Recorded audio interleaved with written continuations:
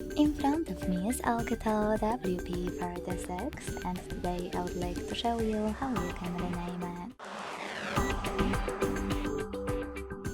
Begin by going into settings and scrolling all the way down to hit about phone at the bottom.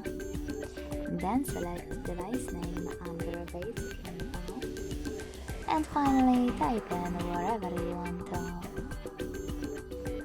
Then select OK and confirm your choice by hitting OK in device name pop-up about visibility. So when I do that, as you can see, name of my device has changed. Thanks so much for watching. If you enjoyed this video, leave a like, comment and subscribe. Bye!